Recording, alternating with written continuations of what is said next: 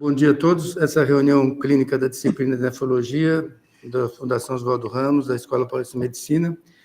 E nesse bloco de discussões, nós estamos levando o assunto da linha de cuidado integral da doença renal crônica no SUS, destacando principalmente seus entraves. Esse bloco deve durar até o meio do ano, julho ou agosto, e ele participa a Fundação Oswaldo Ramos, tem o apoio do sistema da Secretaria de Atenção Especializada à Saúde, o SNT aqui representado pelo Dr. Joel, a Sociedade Brasileira de Nefrologia, representada aqui pelo Dr. Farid, e a BTO, que foi representada aqui pelo Dr. Gustavo Ferreira.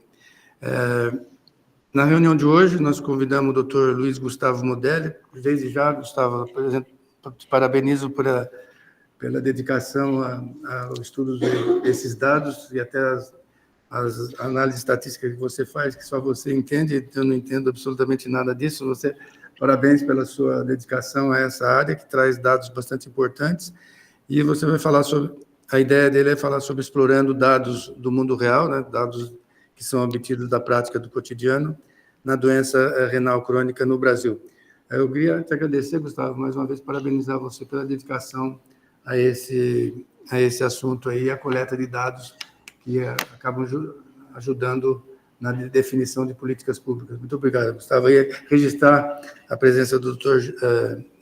Gilberto Natalini, que ele é um dos líderes do movimento de preservação do meio ambiente aqui no estado de São Paulo. Gustavo. Bom dia a todos, obrigado, doutor Medina, pela apresentação, obrigado também, Lúcio e demais colegas pelo convite. Então, eu vou compartilhar aqui já a minha apresentação com vocês.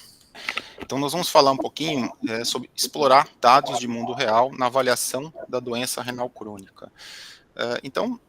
O que são dados de vida real, né? Então, eu procurei um pouquinho a definição, né? Então, a melhor definição que eu achei foi dados que não são obtidos fora do ambiente controlado ali de um estudo clínico, né? Então, todo dado, segundo a medicina baseada em evidência, que não provém de um ensaio controlado, poderia ser considerado um dado de vida real. Então, dos nossos prontuários eletrônicos, registros de doenças, contas médicas, exames de laboratório e outras fontes. Vamos tentar aprofundar um pouquinho a análise do DataSUS, né? Então, falando em sistema público de saúde, nós temos esse grande sistema de informação, desde informações hospitalares, ambulatoriais, relacionadas à regulação, eventos vitais, e dentre outros, né? Então, os 3 estudos que eu gostaria de focar um pouquinho foram publicados o ano passado. Embaixo desses estudos a gente vê a base nos quais eles foram feitos, né? E se essa base era uma base aberta ou uma base fornecida mediante solicitação. O primeiro estudo, ele analisou os pacientes em terapia renal substitutiva no Brasil em 10 anos, né, analisando pelo DataSUS. Esse estudo do meio, a gente tentou fazer a geolocalização, então, pegando apenas pacientes de hemodiálise, a distância que esses indivíduos percorrem das suas cidades até as clínicas de diálise. E o terceiro estudo utilizou base do Sistema Nacional de Transplantes, que foi fornecida mediante solicitação, mediante um projeto de pesquisa após aprovação ética, e que tentou avaliar a probabilidade. Então, a gente tem todos os pacientes em lista de espera para transplante com doador falecido, a gente vai ver as características clínicas que levam, ou favorecem ou desfavorecem a transplantação. Então, o primeiro ponto seria como obter esses dados, né? Então, a gente tem aí o DataSUS. O DataSUS é um grande sistema de informação controlado ali, tem um sistema de TI do Ministério da Saúde, é responsável pelo gerenciamento e armazenamento dessas informações, e a gente pode obter a maior parte desses dados de forma anônima, né, pela internet. A gente não precisa de uma aprovação ética, porque os dados, não todos, mas em grande parte deles, são dispostos de forma anonimizada, para que a gente possa fazer análises e ser utilizados para tomadas de decisão. Então, aqui eu pus um pequeno esquema, né? Então, não necessariamente segue essa ordem. Então, esse fluxo, eu tomei a liberdade de criar esse slide, né? Mostrando apenas que existe uma ligação entre os sistemas, não necessariamente nessa ordem, né? Então, a gente tem, por exemplo, o CNES, né, que é o registro dos estabelecimentos de saúde. Então, seja um estabelecimento de saúde público ou privado, ele vai ter que ter um registro ali. Os profissionais de saúde também vão ter um registro nessa base. Nós temos a base do sistema de informações hospitalares, aqui é só SUS, né? Então aquela EH que nós estamos habituados a fazer, né? Que tem ali informações de procedimento, tem informações de diagnóstico, a gente consegue recobrar pelo sistema de informações hospitalares. O sistema do CIA, né, então seja uma PAC de nefrologia, uma PAC de quimioterapia, uma PAC de medicamento, vai estar tudo ali nesse sistema CIA. Um instrumento de BPA, de uma consulta de ambulatório comum, também vai estar no sistema do CIA. Lembrar que os procedimentos a gente vai obter pela tabela SIGTEP, né, então procedimento que vai ser colocado numa IH ou numa PAC. Nós temos o sistema do SIM, que é o sistema de óbitos, né, e o sistema de nascidos vivos do SISNAC. Então, existe alguma forma de você ligar através de uma chave primária, e normalmente é o Cartão Nacional da Saúde. É claro que, quando isso é disposto na internet, né, de forma anônima, a gente vai ter acesso a esses dados sem esse registro identificador. Mas não só isso, nós temos também dados, por exemplo, da atenção básica, do CISAB, né? Nós temos dados do Sistema Nacional de Vacinas, mais uma vez aqui essa ligação é apenas para informar que pode haver alguma relação, mas não necessariamente nessa ordem, né? O SINAM, que é o Sistema de Agravos de Doenças de Notificação Compulsória, então, se a gente quiser recobrar, por exemplo, pacientes com dengue, com outras doenças de notificação compulsória, esse seria o sistema que a gente deveria consultar. Então aqui eu trouxe só um slide em relação ao CISAB, né, então tem bastante informação no sistema de atenção básica, e se a gente for trazer um pouquinho para a nossa área aqui da doença renal crônica, existem alguns indicadores, por exemplo, um indicador que ele é básico, mas é importante ser aqui comentado, indicador de hipertensão, né, qual é a percentagem de pacientes com hipertensão que tiveram pelo menos uma consulta no semestre e uma medida de aferição de pressão. Então a gente observa que os dados do Brasil ali no quarto trimestre são de 31%. E diabetes, o indicador que se tem é esses pacientes têm que ter tido uma consulta no último semestre e pelo menos uma dosagem de hemoglobina glicada solicitada, não é o valor, mas é a solicitação do exame. E esse dado é 26%. Então a gente vê que a gente tem bastante coisa a trabalhar aqui. Se a gente entrar nesse sistema do CISAB, ele é alimentado pelas unidades básicas, né? A gente vai conseguir obter esses indicadores por estado, por município, então tem bastante informação aqui. E aí ele tem o QR Code para você acessar o sistema do CISAB. Veja que o sistema do DataSUS ele é bastante complexo, né? Então a gente comentou aqui algumas bases ambulatoriais, a base da atenção básica, as bases hospitalares, a base de eventos vitais do SIM, por exemplo, né? Existem algumas bases de regulação, por exemplo, o Sistema Nacional de Transplantes, ele está dentro desse sistema, né? Ele pode ser considerado uma base relacionada ao sistema de regulação.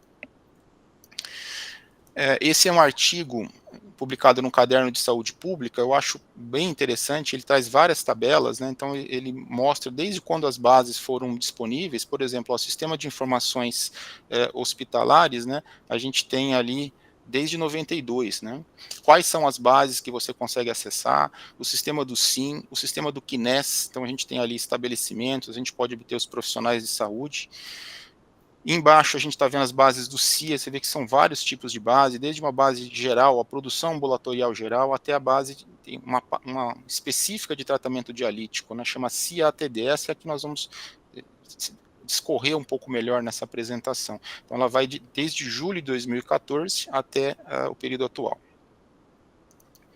E no fim, quantas bases existem no DataSUS, né? Então esse é um outro artigo mostrando, ele fez uma análise aqui também publicada no Caderno de Saúde Pública, são 54 diferentes bases, né? O que eu comentei ali, o Sistema de Informações Hospitalares, o CIA, o SIM, são as principais, mas existem várias outras, né? Existem bases relacionadas a programas sociais, como acesso a programas do Bolsa Família, então existe uma série de informações, é um sistema muito amplo, o sistema do DataSUS. Como que você pode ter acesso, né? Então você pode ter acesso no datasus.saude.gov.br, o portal do DataSUS, são duas ferramentas, aí tem um Tabnet e o Tabvin, né? O Tabnet acessa direto na internet, o Tabvin é um pequeno aplicativo que você instala no computador, lembrando que nós não vamos ter as informações pessoais, então não vão ser disponibilizados CPF ou Cartão Nacional da Saúde, isso está tudo anonimizado, né? Mas eu tenho informações relacionadas à residência do paciente, à residência o local onde foi prestado o atendimento, qual o procedimento que foi feito, qual é o código internacional de doenças, o CID-10, né? Então existe realmente um volume de informações muito bom, né? Existem algumas dificuldades em trabalhar com isso, né? Então, os trabalhos que a gente tentou usar o dado bruto, então tem esse protocolo de transferência de arquivos, isso aí normalmente o pessoal do TI ajuda a baixar essas bases, né? Mas o melhor é você baixar para esse tipo de estratégia, né? Aí você obtém uma base compactada num formato um pouquinho antigo, que era conhecido como DBase, né? Mas também existem várias formas de transformar isso num dado melhor, num CSV, que é um arquivo separado por vírgulas, ou no Excel, né? Que a gente consegue fazer essas análises de uma forma mais prática. Uma das dificuldades que é um grande volume, né? Então veja, quando a gente foi trabalhar ali com a base de pacientes em hemodiálise, tem 1 milhão de linhas, né? 1 milhão de linhas por ano, né? Então a gente ia trabalhar com 10 anos, você tem um volume mais ou menos 1 milhão, era um pouquinho mais que isso, você tem mais de 10 milhões de linhas para trabalhar.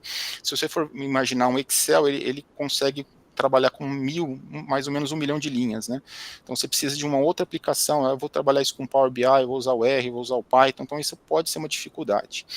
E, na meu ver, a documentação desses sistemas, vocês viram que são vários sistemas, eles são diversos, né? Ela poderia ser um pouco melhor, para que a gente pudesse, então, ter acesso às colunas, quais são os nomes das colunas, isso poderia estar essa documentação poderia ser um pouquinho melhor trabalhada.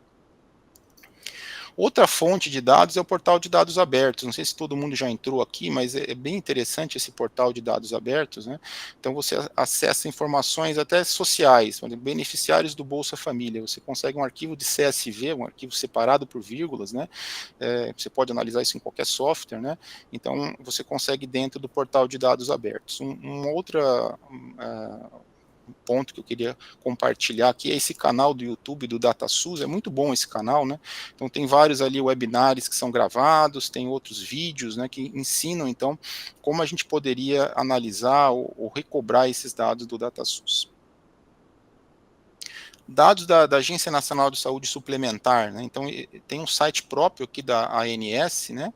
Mas também eles estão migrando para o portal de dados abertos. Até onde eu observei, haviam 59 conjuntos de dados abertos, só da Agência Nacional de Saúde Suplementar dentro do portal de dados abertos. E alguns desses dados são relacionados a internações, a procedimentos ambulatoriais, também, obviamente, de forma anônima, né? Mas, de qualquer forma, eu não trabalhei muito, não me debrucei muito sobre esses dados, mas acredito que a gente vai ter como analisar ou ter mais informações da saúde suplementar dentro do portal de dados abertos, né? E eu deixo aqui também um QR Code de um webinar que foi em 2023, que foi que a Agência Nacional de Saúde Suplementar fez em relação a como que esses dados vão estar disponíveis dentro do portal de dados abertos, qual é o formato que eles vão tentar manter um formato meio padrão.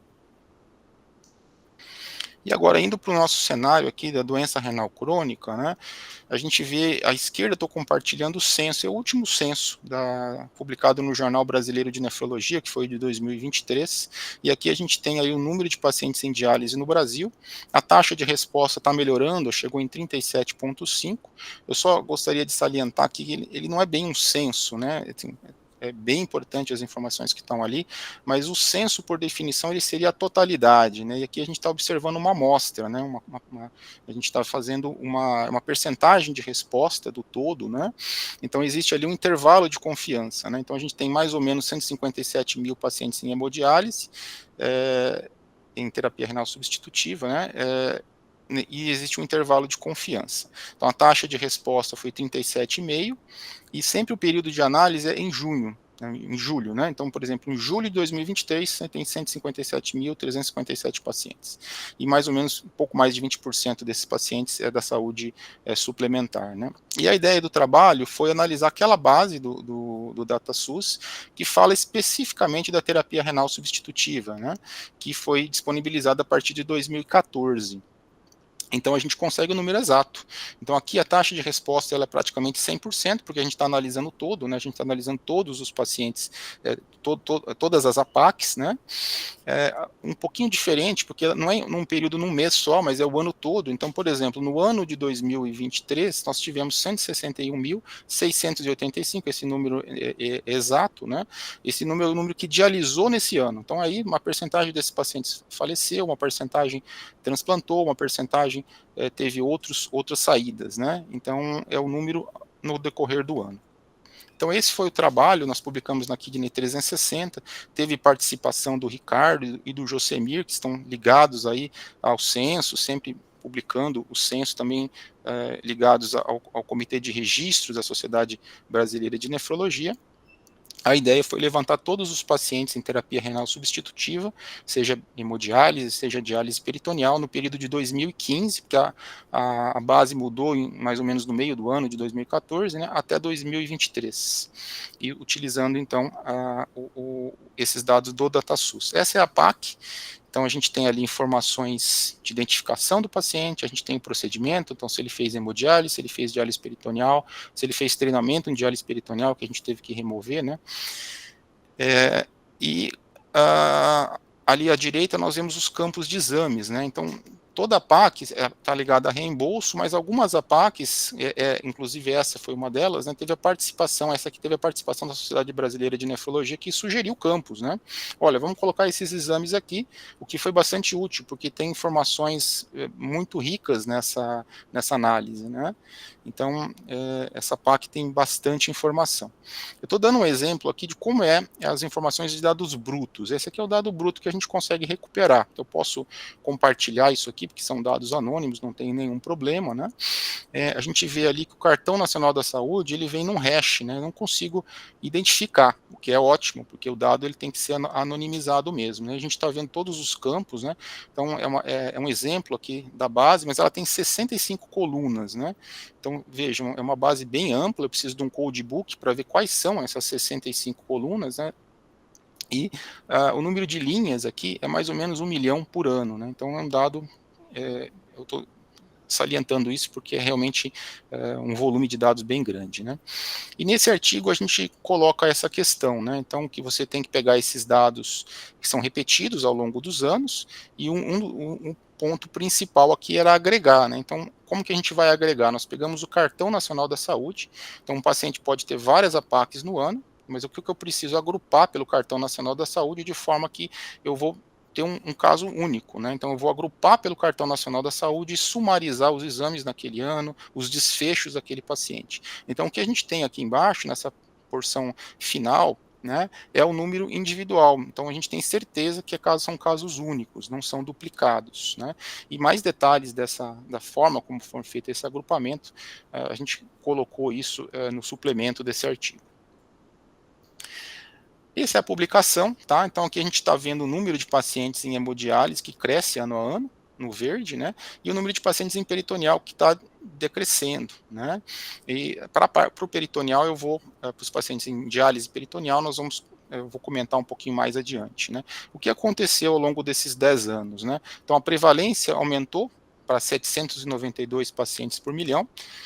O número de fístulas, infelizmente, diminuiu de 70% para 62%.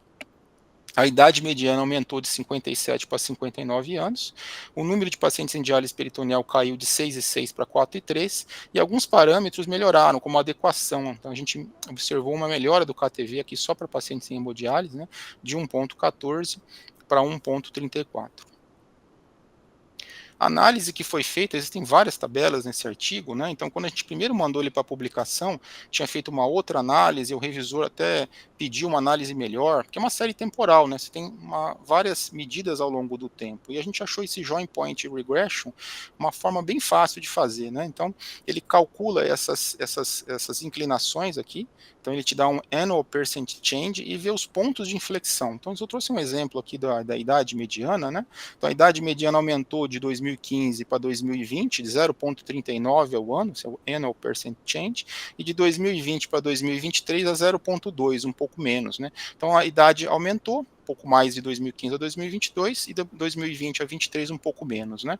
Então, várias tabelas e todas essas análises são séries temporais, foram feitas através dessa regressão aí de Joint Point. O desfecho, até o Lúcio comentou que a mortalidade ela é diferente do censo, e realmente ela é diferente, né? A mortalidade aqui é menor, aqui é mortalidade anual, em torno de 10%, foi um pouquinho maior no período do Covid, né?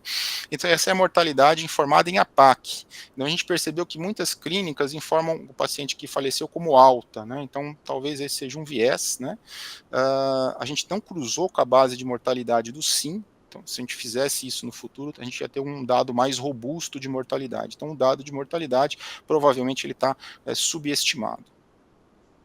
Também é possível ver os exames, né? Aqui por bundles, ó, o KTV considerado satisfatório acima de 1,2, 45% dos pacientes estavam no bundle em 2015. E aí em 2023 isso aumentou para 66%. Então houve uma melhora da adequação ao longo do tempo. Se a gente observar a hemoglobina no bundle, 58% entre 10 a 12, né? E 2017, 56%. Então a hemoglobina não melhorou. Então a gente discute talvez se foi acesso à eritropoetina, o que pode ter acontecido, né? Outros parâmetros que a gente consegue recuperar na PAC, o PTH e o fósforo, né? Nós não temos dados de potássio, né, tem ureia também, a ureia nós não analisamos. Potássio provavelmente não foi colocado esse campo quando a PAC foi imaginada, ela foi pensada ali em 2014, então a gente não tem esse dado, não tem como recuperar ou analisá-lo. Também é possível ver o número de pacientes incidentes. Aqui observa em 2023, né, o número total de pacientes prevalentes. A gente tem ali pouco mais de 43 mil são os incidentes, né?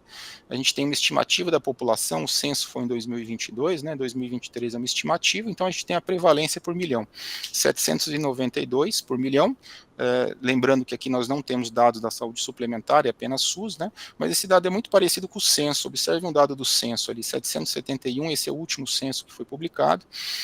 Outra informação que o artigo nos dá, o número de centros de diálise, são 716 que realizam diálise pelo SUS. Quando a gente vai ali para o dado do censo, é um pouco mais de 800, né? E 449 cidades brasileiras têm unidades de diálise. Então, a gente tem mais ou menos pouco mais de 5 mil municípios no Brasil, né? E destes, 449 têm pelo menos uma unidade de terapia que possa fazer hemodiálise ou diálise peritoneal. Em relação à diálise peritoneal, né, a gente viu que isso caiu, né? E esse é o artigo de doutorado do Moura Neto. Então a gente viu desde 2014, então a gente pegou um ano anterior ali, né, 2014 a 2023, esse número caiu de 6,5 para 4,3 no Brasil, e o número de centros que oferecem, centros no SUS que oferecem a diálise peritoneal, caiu de 51 para praticamente 38, quase 38% apenas dos centros oferecem a diálise peritoneal, né. Então o que tem nesse artigo é um pouco mais de detalhe em relação ao que aconteceu ao longo do tempo por região.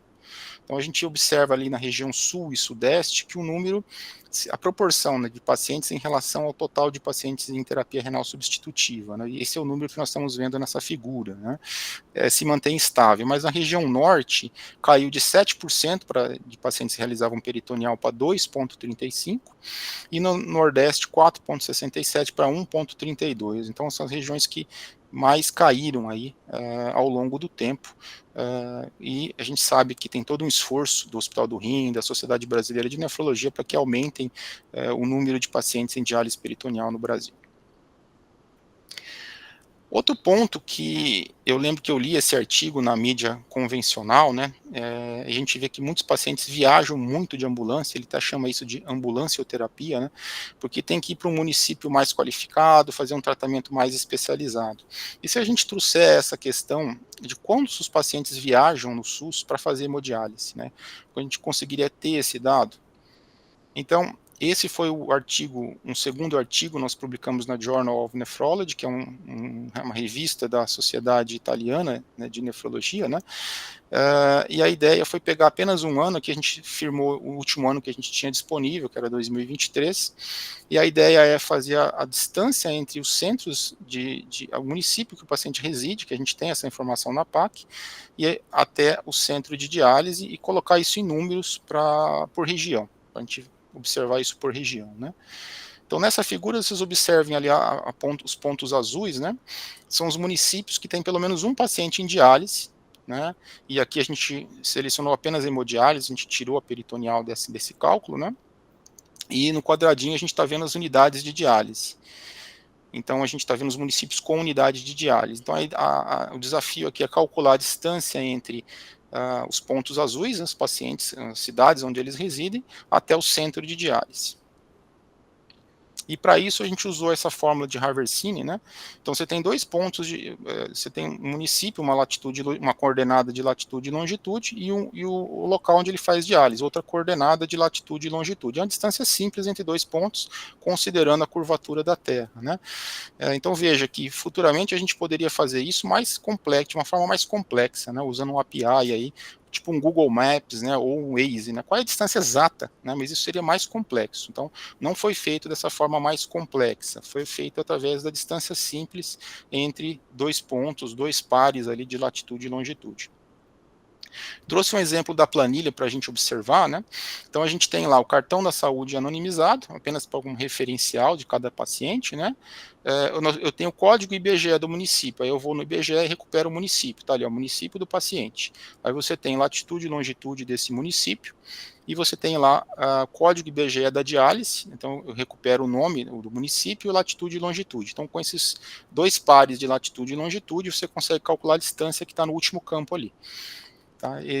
Os municípios que são as mesmas cidades, a gente considerou que a distância é 0, né? Então é claro que um paciente talvez dialisando na periferia de São Paulo, se deslocando até o centro, ele tem um deslocamento, né? A gente sabe que existe um deslocamento. Mas para fins aqui de simplificação, isso foi considerado que se ele reside no mesmo município, ele não se deslocou. Então é possível futuramente que a gente faça uma análise também considerando esses deslocamentos no próprio município, né? Que seria aí um pouco mais complexo, a gente usaria o CEP, não o código IBGE, mas seria também possível de ser feito. Mais ou menos entre 50% a 60% em cada região dos pacientes, eles realizavam diálise na mesma cidade. E para aqueles que não realizam diálise no mesmo município, aqui é a mediana da distância, tá? A mediana de uma via, então a distância de uma via. Né, o paciente vai fazer essa viagem 2 vezes. Né. Na região norte, isso foi 84 quilômetros, 68,9 na região centro-oeste, 42,8 na Nordeste, 30 no Sul e 27,6. Então, Sul e Sudeste mais ou menos parecido, né? E a gente observa ali o Centro-Oeste e Norte com distâncias muito maiores. Então, que sugerem que essas regiões, né, que são menos densamente povoadas, têm menos centros de diálise, que talvez pudessem ter uma melhor distribuição dos centros de diálise para que esse deslocamento do paciente fosse menor. Outro ponto que eu trago aqui é então, observem que os dados que nós observamos, eles são estáticos, né? Então, a gente fechou em 2023, publicou o artigo, né? E os dados de 2024 e os dados de 2025. Então, trazer isso aqui para um dashboard, né? A gente fez isso também, né? Então, a gente tem o dado aqui em tempo real, né? Então, o dado mais atual é de janeiro a novembro, então tem um delay de mais ou menos 2 meses em algumas bases do SUS. Então, a gente não tem o dado de dezembro, mas o número de pacientes que realizou diálise no Brasil entre janeiro a novembro, terapia renal substitutiva, seja hemodiálise, seja diálise peritoneal, foi pouco mais de 165 mil. E ali à direita nós estamos vendo os óbitos. Ó. Quando a gente soma óbito e alta, né, dá mais ou menos o número que o censo coloca ali, do 16%. E com esse dashboard a gente consegue uma granularidade bem grande dos dados aqui, com vários filtros, né? Então eu consigo, por exemplo, colocar quantos pacientes tem em diálise no estado de São Paulo. Posso filtrar aqui por qualquer estado e colocar o período que eu quero avaliar também. Então eu vou ter o número de pacientes no estado, ou eu posso colocar também por cidade, né? Então também é possível que você utilize esse filtro por cidade, assim como idade, ou selecionar só os pacientes de hemodiálise, selecionar só os pacientes de diálise peritoneal. Então é possível que se tenha acesso a vários tipos de dados aqui. Outra informação que a gente estava comentando um pouquinho antes do início da apresentação, a avaliação para transplante, isso está na PAC também. Tá? Então, observem aqui a curva amarela, né? O número de pacientes inscritos no Brasil, aqui é de janeiro a novembro de 2024, é 18%. O gráfico à direita mostra para nós que isso não está melhorando, não está aumentando essa percentagem. Mas se a gente observar a figura de cima, a avaliação para transplante, 36% dos nefrologistas, isso que eles informam na PAC, né, consideram que os pacientes estão em avaliação e 31% considera apto. Então, você tem ali talvez aptos, né, em avaliação, mais aptos, 67%. Em vermelho são os inaptos, 28%, e 5% de recusa. Então, esse número talvez a gente possa discutir, né, se poderia ser melhor, se esse número de pacientes inscritos no Brasil é suficiente ou não. E o último artigo aqui é o artigo de transplante, né? Então esse artigo vai estar sendo, né, a tese de doutorado da Daniela Salomão, e a ideia foi pegar a base do Sistema Nacional de Transplantes, ele foi publicado no Clinical Transplantation, a gente conseguiu dados de 10 anos, 118 mil pacientes, um pouquinho mais que 118 mil pacientes em lista de espera. Então, a gente tem os pacientes em lista de espera para transplante com doador falecido e a evolução. Se ele transplantou, que é o outcome que a gente quer ver, se ele transplantou com doador vivo, se ele morreu, se ele foi removido, né? A gente teve a participação do grupo do Segev aqui de Nova York, que nos ajudou em validar essas análises, né? Eles têm bastante experiência em relação à análise de pacientes em lista de espera. Então, as bases do Sistema Nacional de Transplantes, né, aqui a gente tem a base do SNT que nós usamos, então ela foi fornecida mediante um projeto de pesquisa, né, e após aprovação ética. A gente estava comentando também que a BTO tem o Registro Brasileiro de Transplantes, hoje ele está migrando para essa versão 2.0, então tem um acordo de cooperação sendo feito entre a BTO e o Sistema Nacional de Transplantes, então futuramente a gente pode até conseguir esses dados via a BTO, mediante também solicitação, projeto de pesquisa, enfim, mas hoje os dados foram fornecidos pelo Sistema Nacional de Transplantes após a aprovação. Só uma comparação em relação ao sistema americano, né, nós temos aqui o UNOS, né, que faz a gestão e alocação de órgãos. Eu coloquei aqui uma base aberta, ela não é bem aberta, né, mas você pode fazer um Data Use Agreement e solicitar os dados para você analisar. Né? Tem também lá o SRTR, que é mais voltado à pesquisa e avaliação de resultados, indicadores, né? Mas também são bases que podem ser feitas solicitações para análise, né? Em comparação ao nosso sistema brasileiro aqui. A análise que foi utilizada foi a análise de riscos competitivos, né? Então aqui eu trago esse artigo que coloca exatamente por que essa análise é importante, especialmente em transplante, né? Então aqui, por exemplo, a gente quer avaliar o número de pacientes que transplantaram com doador falecido.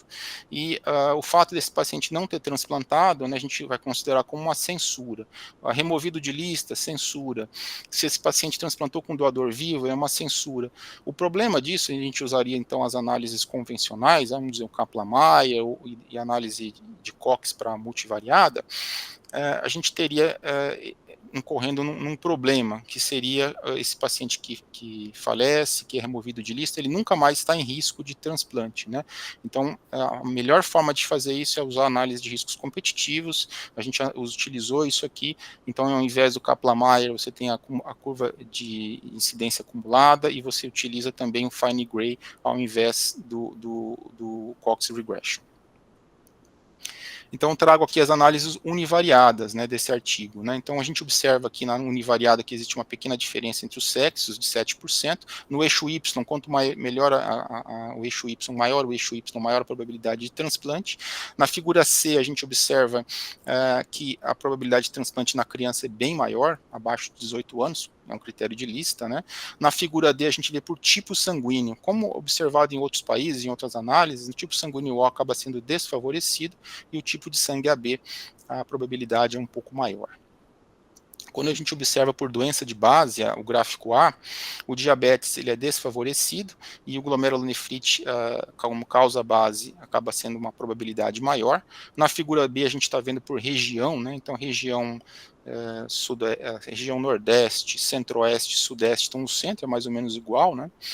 A norte é muito desfavorecida aqui, e a região sul, que é a região ali em azul, né, acaba tendo uma probabilidade de transplante maior, né. Então aqui a gente está vendo não onde o paciente transplantou, a gente não tem acesso a onde ele transplanta, né, mas onde ele foi listado, né, a gente está partindo de onde o paciente foi listado. A análise multivariada, ali eu gostaria de chamar a atenção dessa primeira figura, aqui nós estamos vendo, deixa eu voltar aqui, o hazard ratio utilizado pela essa forma de Fine Gray, né, a forma correta de analisar. Então, a gente considerar aqui o estado de São Paulo como referência 1, né, a gente está vendo que a região centro-oeste e a região nordeste mais ou menos parecido. A região norte, os indivíduos são bem desfavorecidos, 0,38, então a probabilidade dele transplantar é menor, e 2,5 na região sul. Então aqui o grande vencedor foi a região sul, né? O sudeste que faz um volume de transplantes muito maior, mas a probabilidade de você transplantar acaba sendo maior na região sul, né? E quando a gente olha ali o PRA calculado da última figura, entenda que aqui é o PRA classe 1, e ele não é bem um CPRA, porque foram em vários momentos que aconteceu essa análise, né? Então, em alguns momentos poderia ser um PRA calculado de outra forma, mas vamos colocar que foi um PRA classe 1.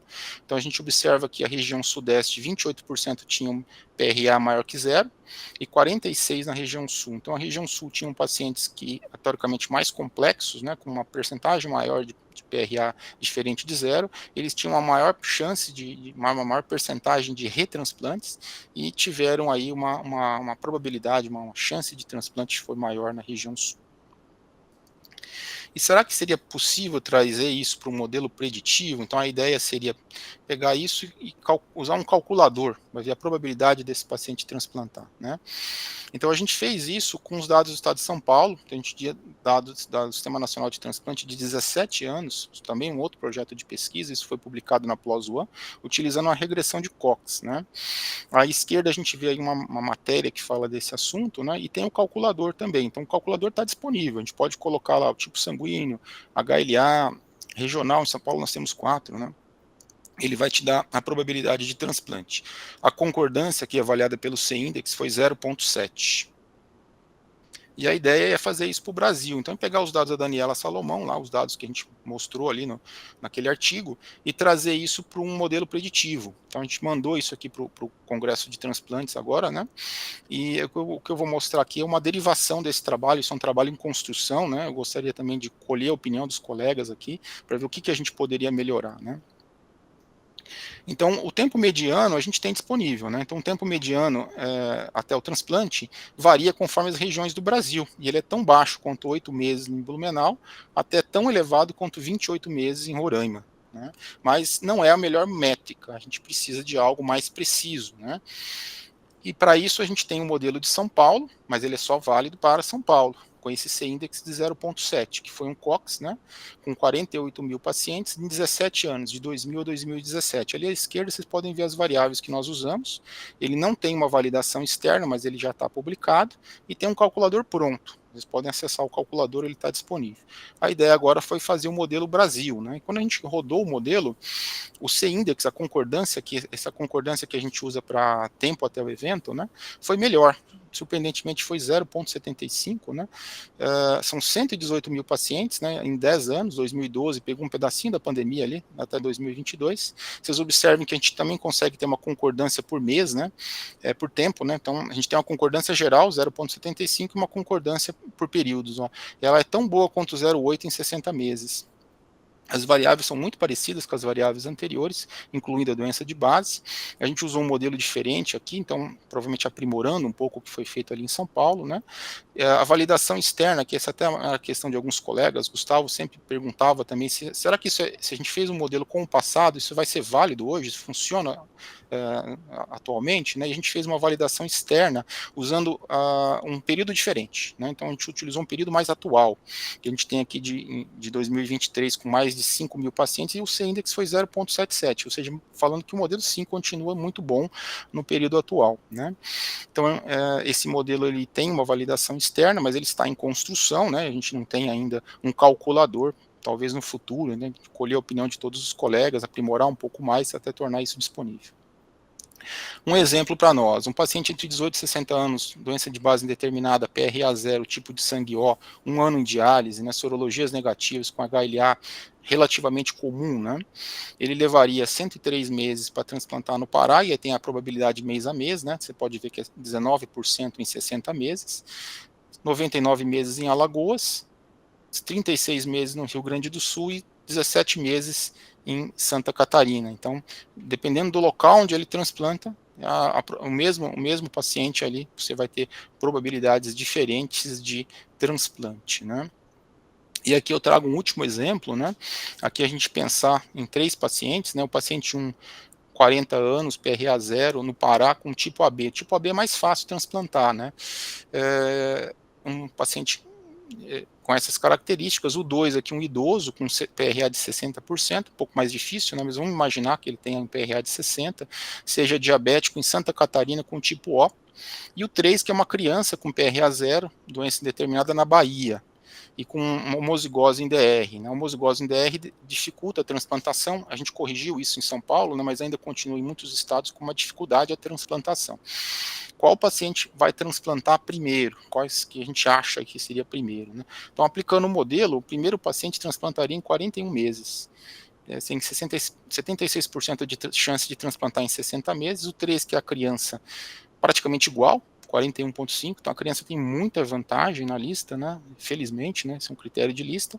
E o paciente 1 seria o que demoraria mais a transplantar, né? Um paciente mais jovem, mas provavelmente a região que ele está desfavoreceu, onde ele foi inscrito, né? Então levando aí a um tempo de transplante um pouco maior. Bom, como mensagens finais, o Brasil tem um grande sistema de informação em saúde, né? Então mostramos um pouquinho do DataSUS, né? Então, focando em duas bases, né? A base de terapia renal substitutiva, a CIA-TD, então tem muita informação nessa base, e a do Sistema Nacional de Transplantes, que é uma base fechada, mas que pode ser requisitada mediante aí solicitação, né? Grande parte dos dados do SUS são abertos, lembrar que é anonimizado, claro, a gente não vai ter acesso a dados sensíveis, isso é desejado, né? Nós podemos usar isso para fazer avaliações epidemiológicas, para fazer modelos preditivos, para formular políticas públicas, né? Então isso seria essencial para melhorar a prestação de serviços no Brasil, também um modelo de transparência e escalabilidade do nosso sistema de saúde, né? Que não temos um grande sistema de saúde, a gente tem que ter um grande sistema de informação, nada mais justo que a gente analise essas informações e use isso para a tomada de decisão. Né? Então eu gostaria de terminar com essa imagem, acho que muitos conhecem essa capa da Economist, é de 2017, né, mostrando que o grande recurso hoje, né, dessas empresas, né, que é o novo petróleo, né, então elas mineram dados, né, o Google, o Facebook, Tesla, né, então a gente tenta aí no DataSUS uma grande fonte de dados, dentre outras, né, do portal de dados abertos, né, qual valor a gente conseguiria gerar a partir da mineração, a partir da análise desses dados. Obrigado, Gustavo. E lembrando que o Gustavo é aquele coordenador do Serviço de Transplante Renal da Faculdade de Medicina de Botucatu, o Gustavo Modelli. Ele é graduado, fez mestrado e doutorado também na Universidade Estadual de Botucatu, que é a Unesp. Muito obrigado, Gustavo, pela apresentação, e está aberto para considerações ou perguntas, comentários. Hélio.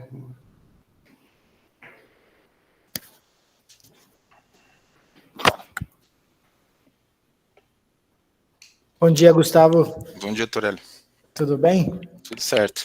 Ótimo.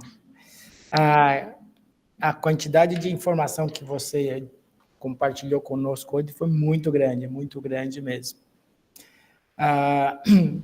E pela experiência de bases de dados já mais avançadas, por exemplo, as bases de dados dos Estados Unidos, da Europa e principalmente da Austrália e Nova Zelândia, fica claro que a qualidade da informação é extremamente importante para gerar um dado fidedigno que possa guiar tanto políticas públicas como o desempenho de cada unidade em termos de tratamento dos pacientes, né? Por essa análise extensa que você fez do DataSUS, que medidas seriam necessárias para aumentar a qualidade da informação que existe? Sejam elas do ponto de vista tecnológico, como essas bases de dados poderiam conversar uma com a outra, ou em relação a dados que não existem e que deveriam ser incorporados, né? Foi pela primeira vez que eu vi um dado que parece real de quantos pacientes em diálise nós temos, né? Mas ele se limita a só o sistema público de saúde. Como integrar isso também com a saúde suplementar, né? E, principalmente, o dado de mortalidade, né? Que é difícil integrar nessas bases de dados. Como é que você vê no futuro a integração dessa informação? Perfeito, Aurélio. Trabalhando, por exemplo, com aquela base, a nossa base aqui de hemodiálise, né? Me surpreendeu a quantidade de informação que, como ela está vinculada à cobrança, as informações do paciente, de localização, elas têm que ser, me pareceu que elas forem precisas, né? Exames, por exemplo, muitas vezes as unidades não preenchem, né? Colocam como zero, então a gente teve todo um trabalho de tirar outliers, tirar valores errados, né? Então, tornar essa base obrigatória, como que seria vincular a cobrança? Hoje ela é vinculada à cobrança. Quais seriam as melhores formas de fazer essa solicitação, né? Mas, de forma geral, doutor Hélio, o que eu percebi? Eu percebi que a informação que a gente tem no DataSUS hoje, que a gente já tem, tá? Que não, já tem, é relativamente confiável, tá? Eu achei que essa informação, ela é confiável. Agora, algo que a gente estava discutindo anteriormente, como ligar essas bases, né? Como a gente ligar. Nós aqui como pesquisadores, sem a chave primária, a gente nunca vai ter certeza se aquele paciente que está ali na base da CIATD, que é a base de hemodiálise, faleceu ligando no SIM, que eu não tenho a mesma chave primária. Eu posso fazer uma aproximação, mas eu não tenho 100% de certeza. Então, Farid comentou anteriormente, eu posso fazer uma solicitação para o governo, mediante projeto de pesquisa, para ter esse dado não anonimizado, mas eu acho que o governo teria capacidade no futuro, ou alguma instituição que poderia ligar para que essa informação tivesse a primeira figura, que todas as bases estão ligadas, elas são possíveis serem ligadas com esse identificador primário. Então, que a gente pudesse fornecer isso no serviço de saúde com toda a proteção de dados necessária, né? Então, quando eu vou avaliar um paciente do SUS, né, eu coloco o CNS dentro de uma unidade de saúde, com toda a proteção, com o seu login e senha ali, dizendo quem está consultando aquele dado, eu coloco o cartão nacional da saúde do paciente e vai sair ali o que ele fez, qual é o histórico dele do SUS, qual medicamento ele pegou, qual consulta ele teve, qual exame ele fez. Essa é uma informação que a gente talvez conseguisse fazer hoje com as bases do SUS, de forma não anonimizada, com toda a proteção de dados, com toda a segurança. Eu acho que isso já é possível ser feita. A base do Sistema Nacional de Transplantes, doutor Hélio, também me surpreendeu muito. A qualidade da informação é muito boa, né? Então, ela não tem missing data, ela está relacionada, são todas aquelas informações que a gente coloca na hora que inscreve o paciente, cada centro de transplante tem que informar o óbito, tem que informar se o paciente foi outras características. Eu acho que essa informação, a base do SNT também foi bastante robusta. Então, de forma geral, me surpreendeu positivamente a quantidade de informação que a gente já tem, né? E eu imagino um futuro no qual a gente poderia ligar essas bases via dentro do governo ou com alguma permissão, né? Que se fizesse a ligação entre essas várias bases de dados para disponibilizar isso para os serviços de saúde. Não sei se eu respondi a pergunta. Luiz Moura. Bom dia, Gustavo. Bom dia. Obrigado pelos dados com a competência habitual. Eu queria que você explanasse um pouco qual poderia ser uma metodologia mais adequada para a obtenção de dados ou seja, o que leva esses indivíduos a entrarem em insuficiência renal, ou seja, o diagnóstico propriamente dito. Você tem um gráfico na sua apresentação que mostra uma prevalência maior de glomerulonefrites, mas o quanto esse dado é confiável e o que é que precisaria ser feito para que a gente tivesse um dado mais preciso e mais robusto em relação às causas que levam à insuficiência renal crônica. Perfeito. Excelente pergunta. Em relação às causas da doença de base, você vê que naquele artigo que nós publicamos ali, ele não tem as causas, né? Quando eu coloquei as causas foi na base do transplante ali, né? Porque a maior parte do preenchimento das APACs é N18.0, que é um código genérico de doença renal crônica em estádio final, né? Então, a gente não tem essa informação. Então, CID secundário raramente preenchido, tá? Então, não tem, é zero, praticamente ninguém preenche os CID secundários, né? Como que a gente vai fazer com que esse preenchimento da PAC seja melhorado, né? Talvez seja uma estratégia a se pensar, né? Porque a doença de base, nós temos, pelo censo que o censo brasileiro tem a doença de base, né, que isso é informado, mas isso é uma grande limitação desse trabalho, né? A gente não conseguiu recuperar a doença de base. Então, a informação que a gente tem da doença de base, ela vem lá do estudo da diálise, porque quando a gente inscreve o paciente de diálise, a gente coloca qual é a doença de base categorizada, mas então a gente precisaria melhor pensar em alguma estratégia para que essa PAC de ambulatorial, no caso a gente analisou a PAC específica de hemodiálise, né, mas esse preenchimento seja melhor realizado, né? O preenchimento não foi adequado, ele não foi correto. Lúcio, comentário final do Lúcio, ninguém tem nenhuma questão a abordar? Então, eu queria primeiro agradecer e parabenizar o Gustavo pelo trabalho dele, do grupo dele, e até um pouco o comentário do Dr. Hélio, que me parece que essa é uma preocupação, Dr. Hélio, quando a gente trabalha com evidência de mundo real, né, com dados de mundo real, mas quando você avança muito no detalhamento. Mas me parece que pelo dado bruto, se a gente for tomar em consideração o sistema público de saúde, esse dado que o Gustavo traz, em termos de dados brutos, por exemplo, número de pacientes, distribuição geográfica, deve ser o mais próximo da vida real que a gente tem. E isso é importantíssimo e fundamental, até, por exemplo, quando você está lidando com estratégias de saúde pública, traçar impacto orçamentário. Porque até então, se estimava impacto orçamentário quando se ia trabalhar qualquer coisa em termos de saúde pública, com dados estimados de um censo que, como o Gustavo bem falou, não tem exatamente uma característica censitária, ele não abrange o total de indivíduos, ele é uma amostra.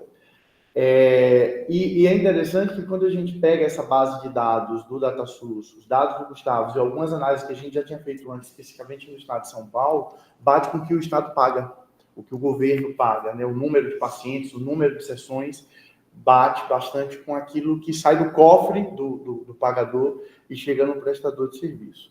Então, me parece que esse novo momento que a gente vive, especialmente com essa contribuição do Modelli, do ponto de vista do dado bruto, e olhando, claro, só para o sistema público de saúde, é o dado mais aproximado da evidência de mundo real que a gente tem. E com uma novidade que, do ponto de vista orçamentário, a manutenção do paciente em diálise tem um custo, e a entrada do paciente em diálise tem outra, porque iniciar a diálise envolve outros cuidados, né, como, por exemplo, preparação do acesso, implante do cateter de Tenkhoff, treinamento. Então, ter o dado de incidência, casos novos a cada ano, também é fundamental. Então, isso mostra a relevância do trabalho do Gustavo e a importância de ter dados de mundo real. Agora, quando a gente vai para as análises um pouco mais sofisticadas e modelos preditores, aí tem uma série de questões que estão em aberto, isso em todos os bancos de dados do mundo, como você explicou. O ponto principal é não ter um desfecho robusto, que seria mortalidade. Sim. Porque para você dirigir políticas públicas, né, esse dado é fundamental. Né? Nós, na BTO, temos debatido isso durante 20 anos e não conseguimos ter, de todos os centros, o dado de mortalidade. Né? E, possivelmente, a mortalidade pode ser dependente da região onde você mora. E aí isso é um indicador claro de que existe algum problema nessa região que deve ser interessado, investigado, seja de acesso, seja de qualidade de atendimento, seja pessoal, tecnológico. Eu acho que o próximo passo é incorporar um marcador de performance. E eu acho que o mais simples, porque você pode ter acesso ao certificado de óbito pelo CPF, seria a integração em todas essas, seja em diálise, seja em transplante, com o CPF do paciente para saber se ele faleceu ou não. Principalmente, a nossa maior dificuldade que é a mortalidade em lista de espera. E nós também não temos uma estimativa clara, dependente até da região que o paciente está listado. Por último, a pergunta da doutora Elad, e depois nós vamos encerrar. Elad. Bom, acho que primeiro, assim, agradecer ao Gustavo, assim, a exposição fantástica e o trabalho fantástico que ele está fazendo. E com certeza isso vai mudar muito como é que a gente pensa e, sem dúvida nenhuma, as informações que a gente vai ter disponíveis para poder definir políticas de saúde e mesmo condutas locais. A minha pergunta, eu acho que vai até de encontro que provavelmente você vai falar nas suas considerações finais e que o Lúcio começou a abordar. Bom, se agora a gente tem esses dados reais, né, eu queria que você se manifestasse, acho que até filosoficamente, qual seria o papel, então, por exemplo, dos registros que a gente faz, censo, registro, seja lá o que a gente queira chamar, como sociedades? Então, qual é o papel do que a gente chama de censo brasileiro de diálise, qual é o papel do registro brasileiro de transplante? Então, se a gente hoje tem acesso a esses dados, e claro que tem coisas que você vai considerar como a dificuldade, o acesso e a publicação, etc., mas qual é o papel desses dois censos de associação hoje, né, ou a partir de agora? Qual vai ser a utilidade deles a partir de agora que a gente tem esse momento novo, né, trazendo tantas informações que a gente imaginava, mas não tinha, né? A gente está vivendo uma realidade, só para finalizar, que você está participando, para fazer o consenso de encaminhamento, a gente não consegue dados brasileiros para fundamentar as nossas sugestões, tanto que a maioria vão ser sugestões e não vão ser recomendações. Mas eu queria que você fizesse esse comentário. E parabéns e muito obrigada por estar fazendo esse trabalho. Então, acho que é importante esse questionamento, né? A gente pode trabalhar aqui de duas formas, né? Ou tendo uma complementação, então, por exemplo, o censo da SBN, ele é uma amostra e ele funcionaria como uma complementação de informações que a gente não consegue capturar no DataSUS. Então, por exemplo, doença de base,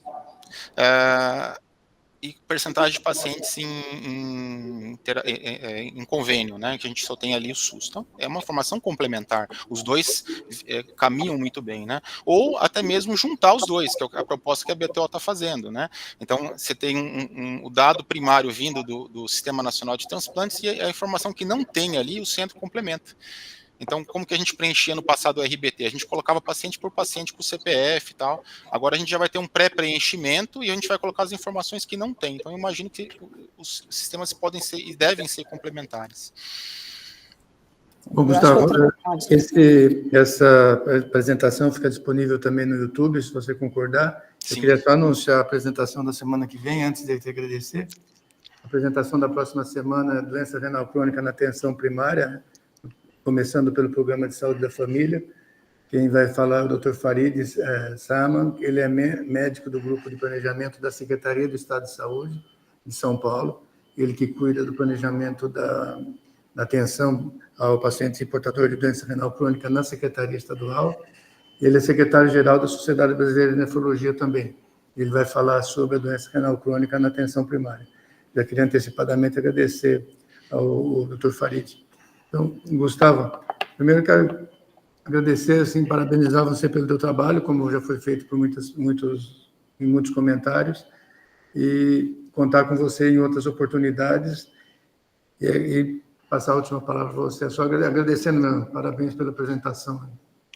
Eu gostaria de agradecer novamente o convite, foi um prazer estar aqui, poder discutir, e eu quero deixar à disposição para os colegas, caso queiram trabalhar com DataSUS, que eu poder ajudar, né, que eu já fiz alguma trilha nesse sentido, precisar de algum dado, alguma ajuda com Tabvim, Tabnet, enfim, eu vou deixar aí o meu contato, vocês têm o meu contato, deixar à disposição, se eu puder ajudar em alguma coisa nesse processo.